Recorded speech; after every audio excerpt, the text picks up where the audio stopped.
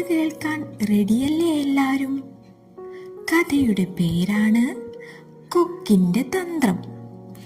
പണ്ടൊരിടത്ത് കാടിനോട് ചേർന്ന് ഒരു ചെറിയ കുളമുണ്ടായിരുന്നു. ആ കുളത്തിൽ നിറയെ മീനുകളും ഞണ്ടുകളും തവളകളും ഉണ്ടായിരുന്നു. ഈ കുളത്തിനരികിലാണ് ഒരു കൊക്ക് ജീവിച്ചിരുന്നത്. കുളത്തിൽ നിന്ന് മതിവരുവോളം മീനുകളെയും ഞണ്ടുകളെയും ഭക്ഷിച്ച് വർഷങ്ങളോളം കൊക്ക് അവിടെ സുഖമായി കഴിഞ്ഞു. എന്നാൽ ദിവസങ്ങൾ കഴിയുന്തോറും കൊക്കിന് വയസ്സായി തുടങ്ങി.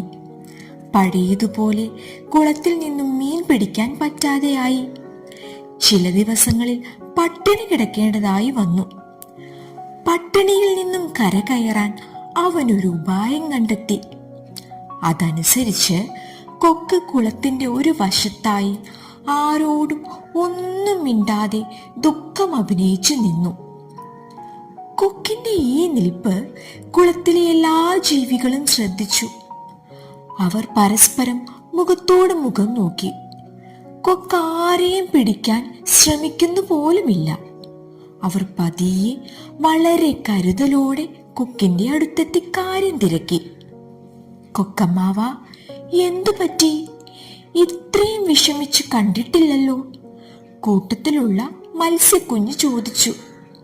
കൊക്ക് പതിയെ തലയുയർത്തി അവരോട് പറഞ്ഞു, ഞാനൊരു സ്വപ്നം കണ്ടു. ഈ കുളം വരണ്ടുണങ്ങാൻ പോകുന്നുവെന്ന്. അതിനുശേഷം എനിക്കൊരു സമാധാനവുമില്ല. അങ്ങനെ സംഭവിച്ചാൽ നിങ്ങൾ എന്തു ചെയ്യും? ചിറകുള്ളതുകൊണ്ട് എനിക്ക് പറക്കാൻ കഴിയും. നിങ്ങളോ? ഇതാണ് എൻ്റെ ദുഃഖത്തിനുള്ള കാരണം. ഇത് കേട്ട് എല്ലാവരും ഞെട്ടിപ്പോയി. എനിക്ക് വേണമെങ്കിൽ നിങ്ങളെ രക്ഷിക്കാൻ കഴിയും. ഞാൻ ദൂരെയുള്ള വലിയ കുളത്തിലേക്ക് പോവുകയാണ്. താല്പര്യമുള്ളവരെ എൻ്റെ കൂടെ കൂട്ടാം. ഇത് കേട്ടതും എല്ലാവരും ഒരേ സ്വരത്തിൽ പറഞ്ഞു, ഞങ്ങളെയും രക്ഷിക്കൂ, ഞങ്ങളുമുണ്ട് കൂടെ. എല്ലാവരും തന്റെ സൂത്രത്തിൽ വീണെന്ന് മനസ്സിലായ കൊക്ക് പറഞ്ഞു, എനിക്ക് പ്രായമായി, എല്ലാവരെയും ഒരുമിച്ച് കൊണ്ടുപോകാൻ സാധിക്കുകയില്ല.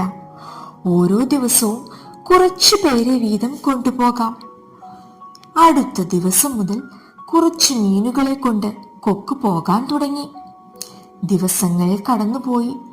ഞണ്ടിന്റെ ഊഴമെത്തി. നീളമുള്ള തന്റെ ചുണ്ടിൽ ഞണ്ടിനെയും കോരിയെടുത്ത് കൊക്ക് പറന്നു. ഒടുവിൽ കൊക്ക് ഞണ്ടിനെയും കൊണ്ട് പറന്നെത്തിയത് ഒരു പാറക്കെട്ടിലേക്കായിരുന്നു. ഇത് കണ്ട് ഞണ്ട് ചോദിച്ചു, നമുക്ക് കുളത്തിലേക്കല്ലേ പോകേണ്ടത്? കൊക്ക് ചിരിച്ചുകൊണ്ട് പറഞ്ഞു, നിങ്ങൾ എന്തൊരു വിഡ്ഢികളാണ്. കുളം വരണ്ടുണങ്ങാൻ പോകുന്നുവെന്ന് ഞാൻ കള്ളം പറഞ്ഞതാണ്. ഞാൻ നിങ്ങളെ ഇങ്ങോട്ട് കൊണ്ടുവന്നത് എന്റെ ആഹാരമാക്കാനാണ്. അപ്പോഴാണ് അവിടെ അങ്ങിങ്ങായി മീൻമുള്ളുകൾ ഞണ്ടിന്റെ ശ്രദ്ധയിൽപ്പെട്ടത്. ഉടൻ തന്നെ ഞണ്ട് സർവശക്തിയും എടുത്ത് കൊക്കിന്റെ കഴുത്തിൽ കടിച്ചു പിടിച്ചു. എന്നിട്ട് പറഞ്ഞു, ദുഷ്ടനായ കൊക്കേ, ഇത്രയും നാൾ നീ ഞങ്ങളെ ചതിക്കുകയായിരുന്നല്ലേ? അതിന്റെ ശിക്ഷ നീ അനുഭവിക്കണം.